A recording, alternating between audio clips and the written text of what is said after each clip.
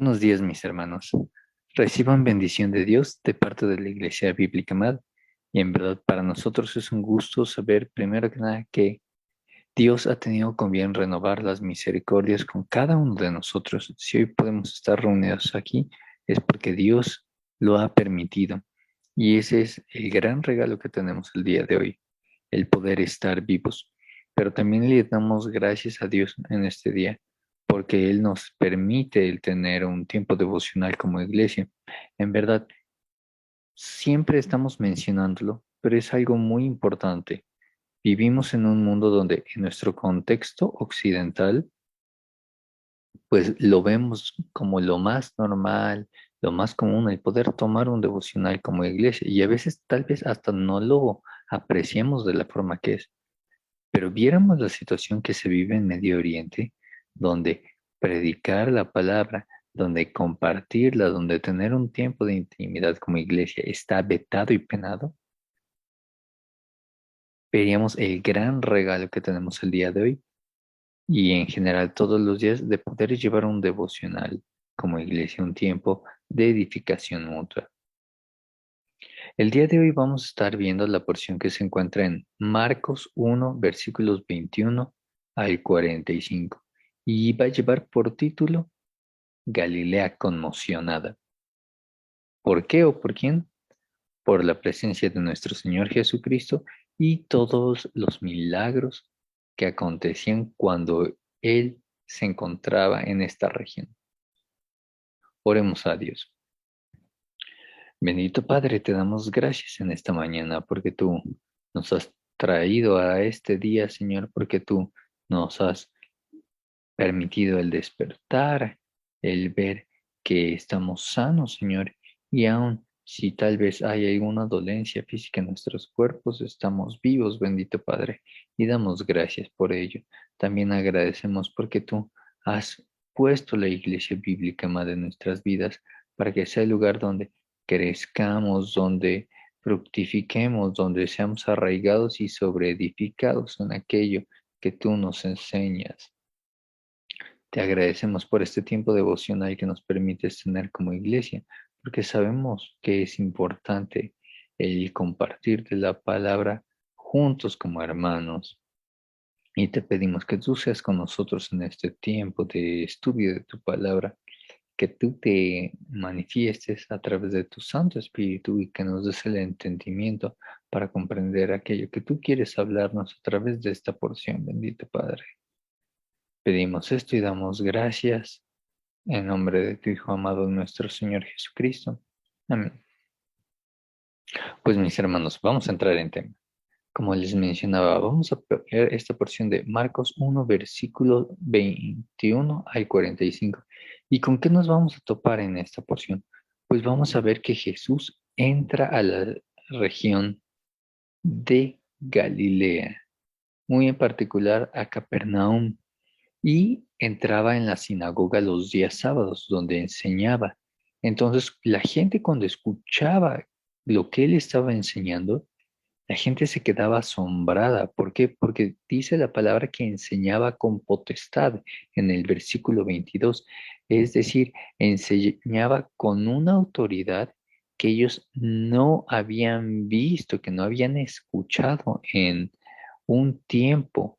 ¿Por qué? Porque la forma en la que él enseñaba era distinta a la forma en la que enseñaban las autoridades religiosas. Y enseñando, imagínense qué poder tuvo la palabra que él estaba enseñando.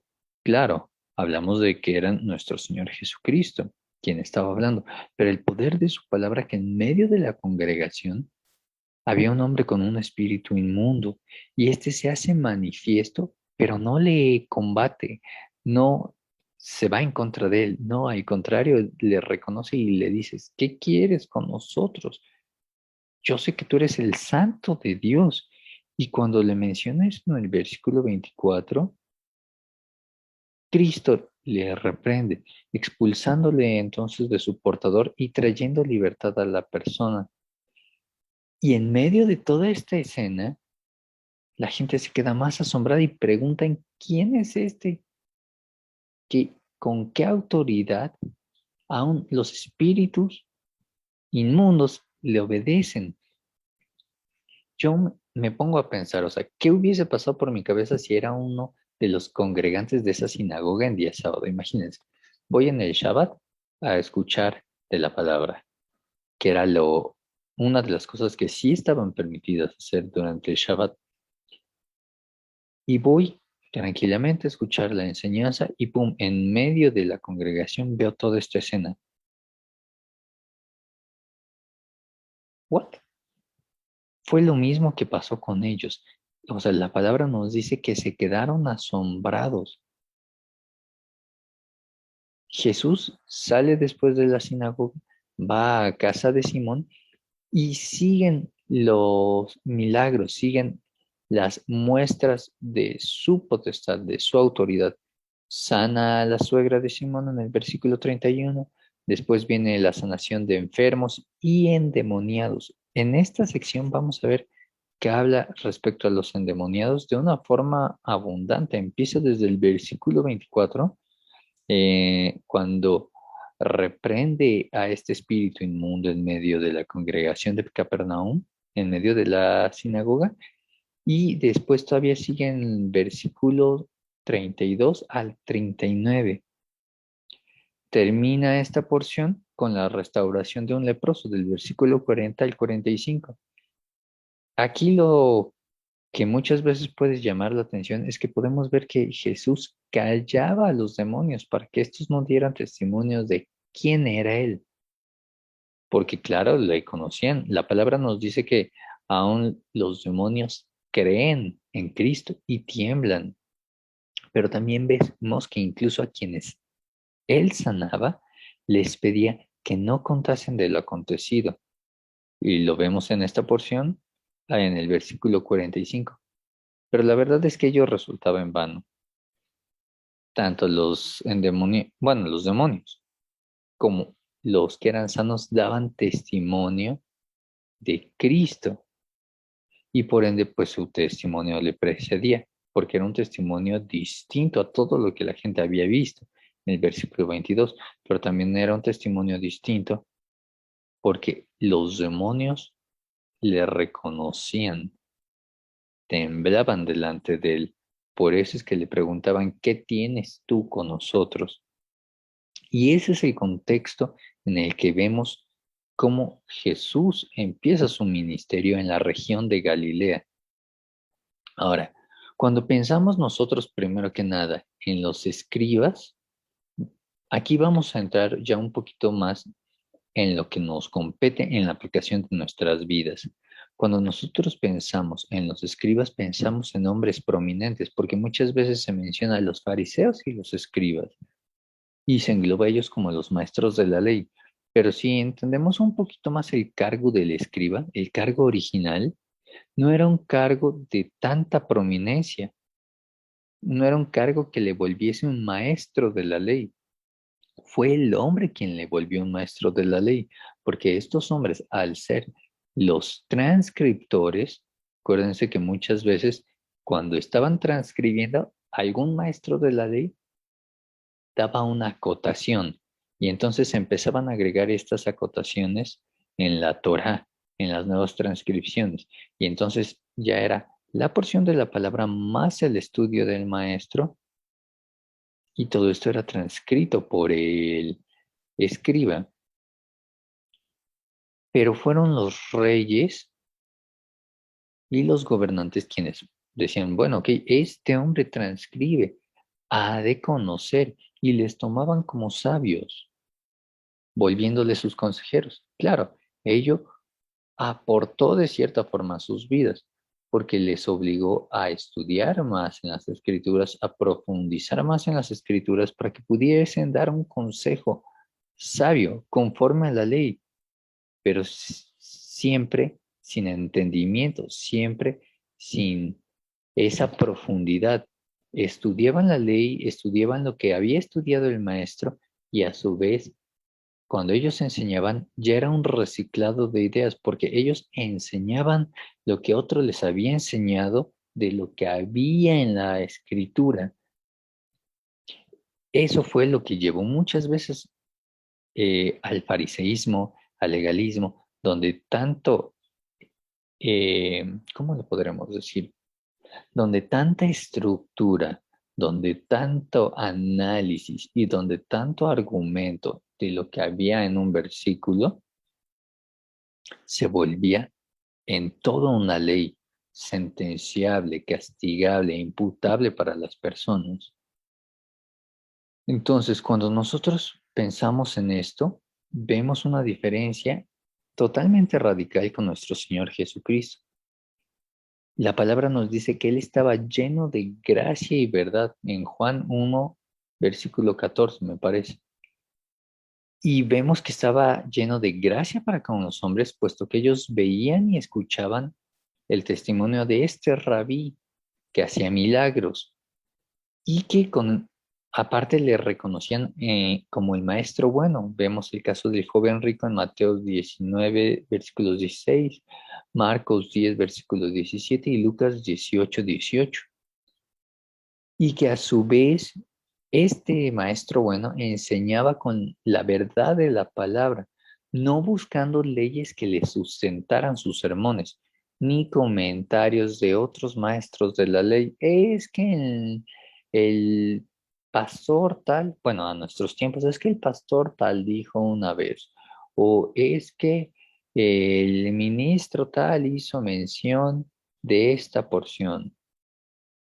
Es que aquí dice en este libro que este versículo, no buscaba un sustento humano, ni con qué fundamentar de forma humana lo que él hablaba.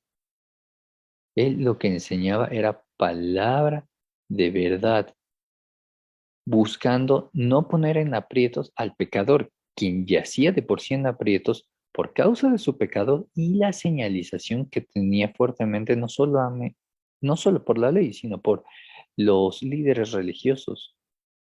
Cristo hablaba de una restauración y de un perdón, que fue lo que a ellos les sorprendía mucho. En medio de un Shabbat, sanó a un endemoniado. Y ahí ya ni siquiera las autoridades pudieron preguntar, ¿quién eres tú para sanar en Shabbat? Se dice que todos los presentes se quedaron asombrados por lo que él había hecho, por esa restauración y perdón que había dado a esa persona sin siquiera que ésta se lo pidiera. También hay otra forma más profunda de ver y de comprender a qué se refiere la gracia que yacía en Cristo, con Cristo. La gracia es una cualidad que es dada meramente por Dios. Ninguno de nosotros puede fabricar gracia para mostrar que Dios yace con nosotros. Podemos vivir de forma espiritual, digo, entre comillas, podemos hablar de una forma cristiana, podemos estar en tal lugar y ocupar un puesto de relevancia, pero realmente la gracia se hace manifiesta cuando vemos que alguien refleja a Dios en su vida. Cuando refleja esta persona que Dios le acompaña, que en todo lo que hace Dios le prospera, ahí es cuando vemos la autoridad dada por Dios.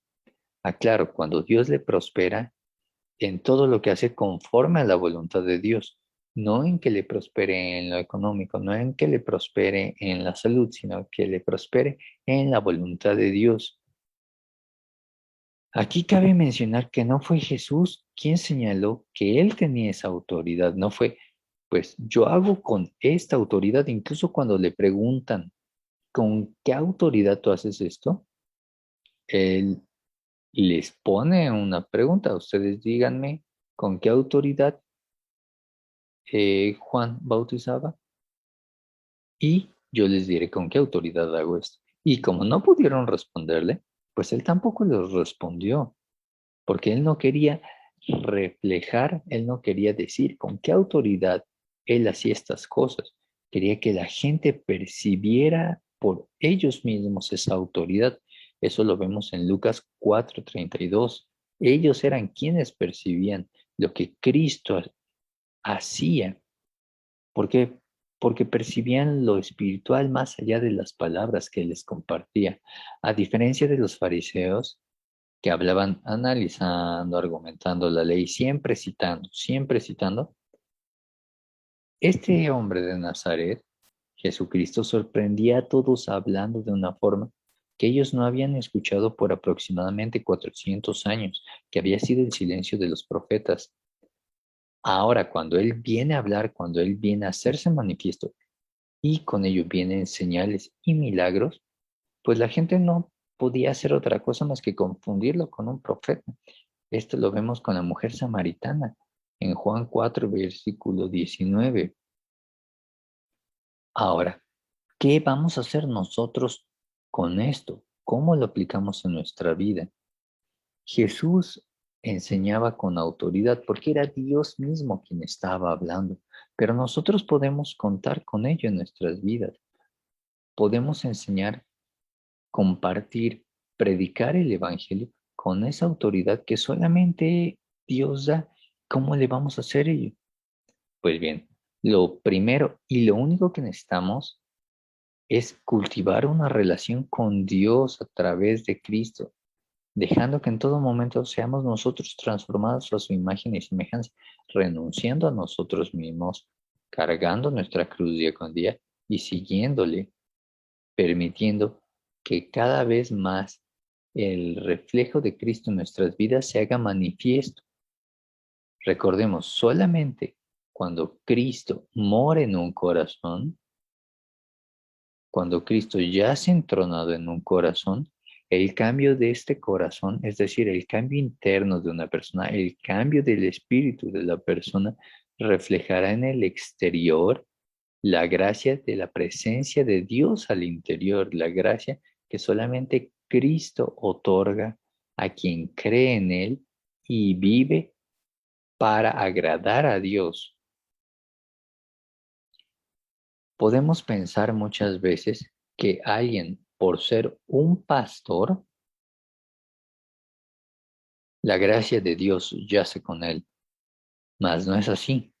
Claro, en Amad podemos dar gracias a Dios por el pastor que tenemos, porque la gracia de Dios yace con él y lo vemos manifiesto en sus vidas, pero tenemos que tener cuidado porque todos como hijos de Dios, hablando desde un pastor hasta un recién converso, tenemos que cultivar esa relación, tenemos que invitar a que Cristo more en nuestros corazones y se haga manifiesto en nuestras vidas día con día.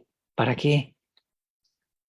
Para que la comunión con Dios sea la que permita que el Espíritu Santo que mora en nosotros predique el Evangelio de forma efectiva, de forma eficaz, no buscando desde un contexto intelectual ir y convencer a las mentes de la necesidad que tienen de Cristo, no, sino ministrando palabra de restauración, de perdón, de amor de Dios para con el perdido, y a su vez que esta palabra sea quien toque los corazones. Ninguno de nosotros va a transformar el corazón de una persona. Lo que sí podemos es abonar a través de nuestro testimonio y de nuestra obediencia al predicar el Evangelio, buscando que sea en todo momento Dios quien sea exaltado y que sea Dios quien se manifieste a través de su palabra. ¿Por qué? Como conclusión, cualquiera puede leer un versículo a alguien que yace en necesidad.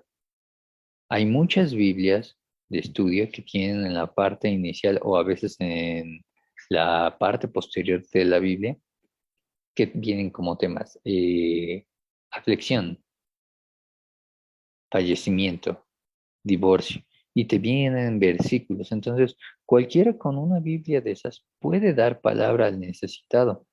También cualquiera con el conocimiento suficiente, con una preparación teológica, puede enseñar teología. Ah, sí, la palabra de Dios dice en este versículo.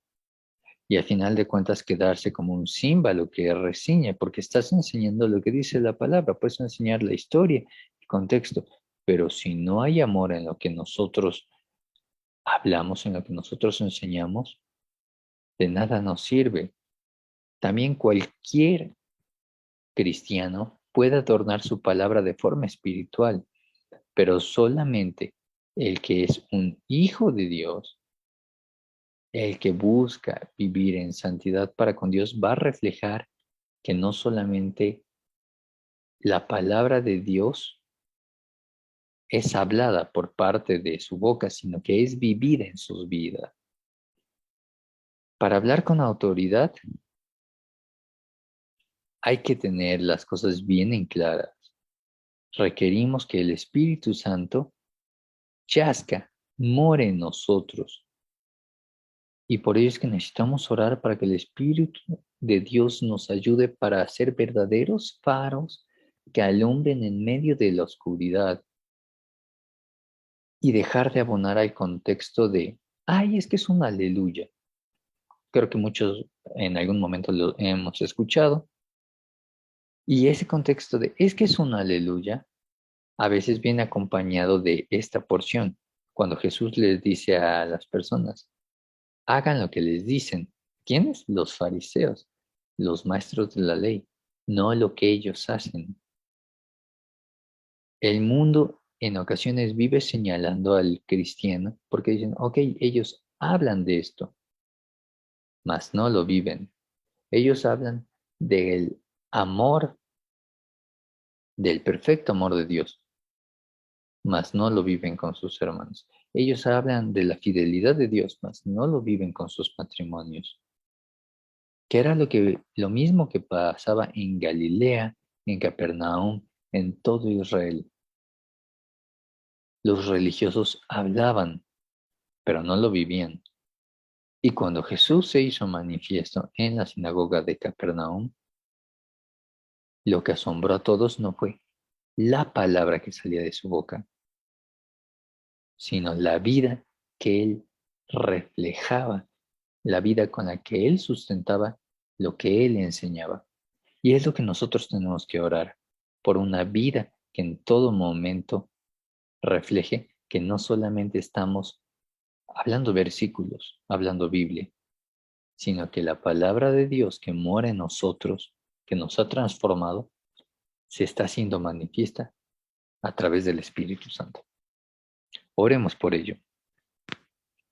Bendito Dios, en esta mañana te damos gracias porque tú nos permites tener este tiempo de estudio en tu palabra, porque sabemos que eres tú hablándonos y tú mostrándonos que tenemos que cuidar esa comunión contigo, no solamente para agradarte, Señor, no solamente para estar bien contigo, sino para ser siervos efectivos, porque todos somos llamados a predicar y a compartir el Evangelio con los necesitados. Pero para compartir es necesario tener un buen testimonio. Y qué mejor testimonio que seas tú reflejado en nuestras vidas, Señor. Por ello te pedimos que nos ayudes a día con día poder renunciar a nosotros y vivir conforme a tu voluntad, que en todo momento seas tú reflejado en nuestras vidas a través de todo el cambio que hay en nosotros, Señor. Permítenos ser esos faros, esas luces que alumbren a todo aquel que yace en necesidad para guiarlo a tus pies, para presentarlo delante de ti y que seas tú quien le recibas como hijo y como coheredero de la gracia de la vida. Te pedimos esto, bendito Dios, en este día sabiendo que tú harás conforme a tu voluntad y que nos seguirás capacitando para ser siervos fieles. Y te lo pedimos en nombre de tu Hijo amado, nuestro Señor Jesucristo. Amén. Bueno, mis hermanos, tengan un bendecido martes. Recuerden que el día de mañana ya tenemos nuestro devocional con el Pastor Robero a las 8 de la mañana, de miércoles a viernes. Dios les bendiga y guarde en todo momento.